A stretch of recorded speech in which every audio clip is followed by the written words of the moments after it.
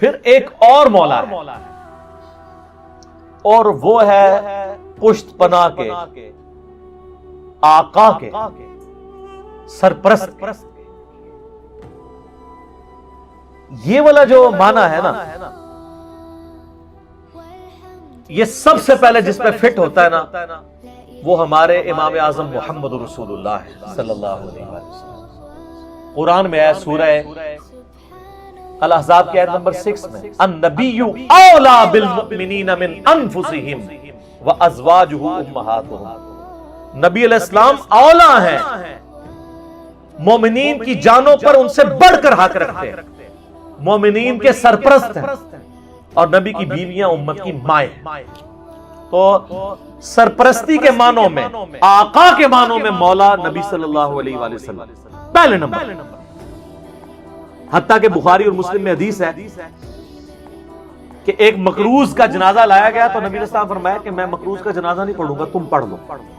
پھر ایک شخص کھڑا ہوا، اس نے کہا یا رسول اللہ میں اس کا قرضہ ادا کروں، تو آپ علیہ السلام نے پھر جنازہ پڑھا۔ اسی حدیث میں آگے آتا ہے، وہ صحابی کہتے ہیں کہ جب نبی علیہ السلام کو اللہ نے مالی طور پر وسعت دی غزوہ خیبر کے بعد، اس کے بعد اگر کسی کا جنازہ آتا تھا نا تو آپ علیہ السلام یہی آیت تلاوت کرتے تھے، النبی اولا بالمؤمنین من انفسہم، اور پھر آپ کہتے تھے میں سب سے بڑھ کر سرپرست ہوں، اس مقروض کا جنازہ، اس کا جنازہ پڑھنے سے پہلے قرضہ میں اتاروں گا۔ پیچھے سرپرستوں کا کام ہے نا اتاریں، ورثاء کا۔ تو آپ فرماتے تھے یہ جو فوت ہوا ہے یہ میرے بچوں کی جگہ ہے، میں مال غنیمت سے اس کا قرضہ اتاروں گا۔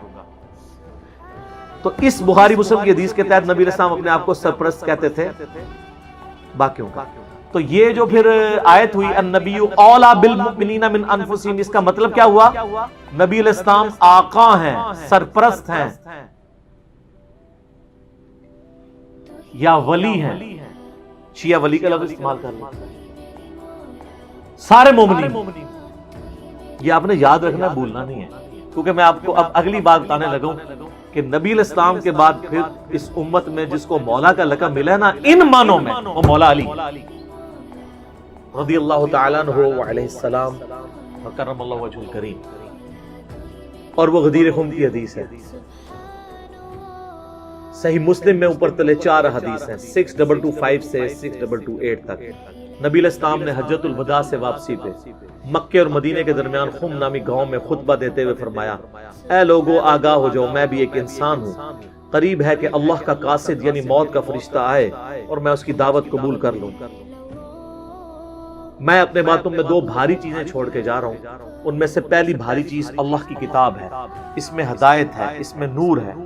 اللہ کی کتاب اللہ کی رسی ہے، تم اسے پکڑو، اپنا تعلق اس کے ساتھ مضبوط کرو، جو اسے پکڑے گا وہ ہدایت پہ ہوگا، جو چھوڑ دے گا گمراہ ہو جائے گا۔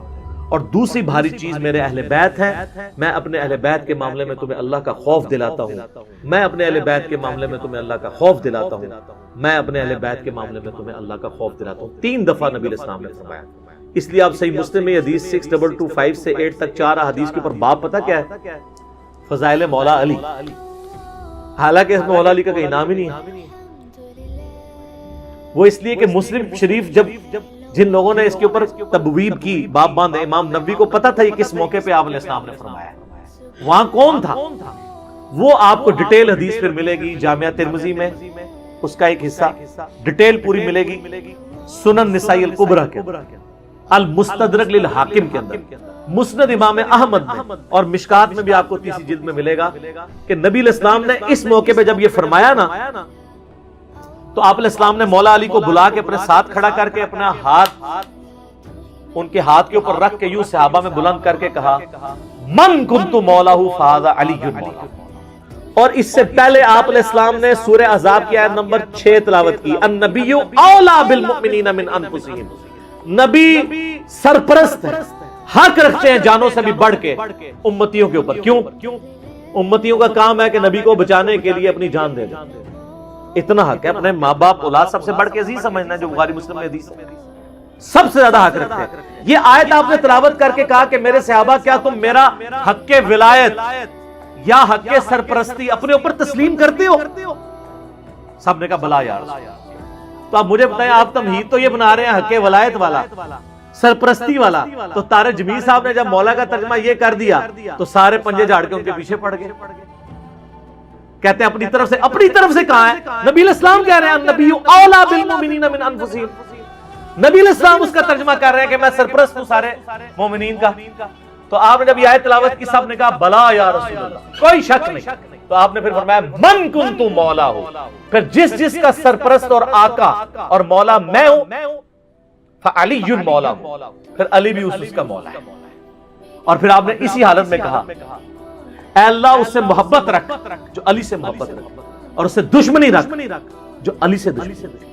اور سر اس سے بڑھ کے تو مسلم کی حدیث ہے 240, علی سے محبت نہیں رکھے گا مگر مؤمن, علی سے بغض نہیں رکھے گا مگر منافق. پھر جو فضائل صحابہ احمد بن حنبل کی کتاب میں جو 2 حدیثیں ہیں مولا علی سے موقوفاً کہ انہوں نے فرمایا کہ میری وجہ سے 2 فرقے گمراہ ہو جائیں گے اور 2 فرقے دوزخ میں چلے جائیں گے, ایک میری محبت میں غلوب کر کے اور ایک میری دشمنی. تو محبت میں غلوب کرنے والے تو سارے کہتے ہیں وہ رافضی ہیں, تو یہ دشمنی میں غلوب کرنے والے کون ہیں؟ خود ہیں یہ جو یہ بیان کر رہے ہوتے ہیں, اس لیے وہ چھپا جاتے ہیں. اللہ معافی دے آپا. اور شہزاد بھائی نے جڑا سنایا سی, ہمارے ایک شہزاد بھائی ہیں نا, تو وہ ایک اہل حدیث بھائی کو نا یہ حدیث سنا رہے تھے. تو انہیں کہا ہاں بالکل. اچھا اس نے آگے سے سوال کر لیا کہ یہ جو دشمنی کرنے جو محبت کرنے والے ہیں وہ تو یہ شیعہ رافضی ہیں, تو یہ جو دشمنی میں بغض رکھنے والے یہ کون ہے؟ تو انہوں نے کہا یار آپا اسی لوگ تو دیکھ لیں آپ مولا علی آپ کہہ دیں تو چڑ سارے پنجے جھاڑ کے نکل لیے مولانا طارق جمیل حافظہ اللہ تعالیٰ کے خلاف. کتنی بڑی پرسنالٹی ہے, انہوں نے خیال بھی نہیں کیا. انہوں نے کہا طارق جمیل گمراہ ہو گیا. اس لیے طارق جمیل صاحب نے بھی ان پہ 4 تکبیریں پڑھ دی. ان کو پتہ چل گیا کہ یہ لوگ تو یعنی سچائی کو قبول نہیں کریں گے. تو یہاں مولا کا معنی سرپرست ہے. پھر وہ کلپ چڑھائے ہوئے بڑے بڑے مفتیوں نے, وہ کہتے ہیں جی آگے الفاظ پڑھیں, آگے لکھا ہے اے اللہ اس سے محبت رکھ جو علی سے محبت رکھے, اس سے دشمنی رکھ جو علی سے دشمنی رکھے. تو اس کا مطلب ہے کہ یہ مولا کا معنی تھا دلی محبوب. اور پیچھے پڑھو, پیچھے ہے النبی اولا بالمؤمنین من انفسہم. سمجھ آئی؟ جیسے بریلوی کہتے ہیں اگے پڑھو, اگے صراط الذین انعمت علیہم. اسی کہنا پیچھے پڑھو, پیچھے ایاک نعبد و ایاک نستعین. قبراں نو منگنے والے نہیں, اللہ کو منگنے والے. اور اس دن صراط المستقیم, سیدھا راستہ نبی الاسلام کا. تو کچھ اگوں پڑھ دے رہے, کچھ پیچھوں پڑھ دے رہے. سٹارٹ یہ حدیث سے ہوئی النبی اولا بالمؤمنین من انفسہم وازواجہ امہاتہم.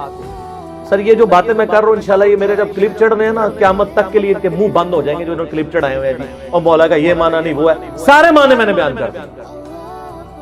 اب لوگ خود فیصلہ کریں گے کہ یہاں پہ مولا کا معنی کیا ہے جب یہ آیت پڑھی جا رہی ہے اور نبی اولا بالمؤمنین من انفسہم.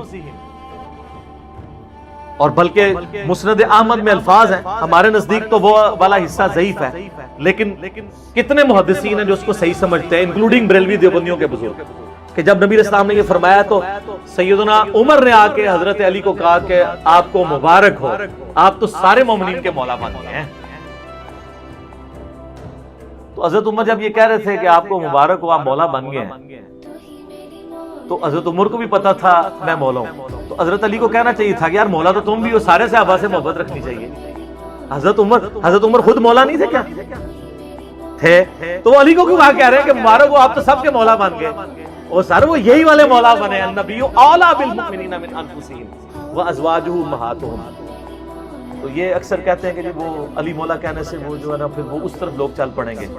تو سر وہ تو آپ اللہم صلی علی سیدنا و مولانا محمد پڑھیں گے تو وہاں تو مولا نہ ہے جو قرآن میں انت مولانا فانصرنا علی القوم الکافرین. تو آپ دروشی میں مولانا پڑھنا چھوڑ دیں گے. تو دیکھیں آپ اہل بیت کی دشمنی انسان کو کہاں تک لے جاتی ہے کہ آپ کو پھر بہت کچھ چھوڑنا پڑ جاتا ہے.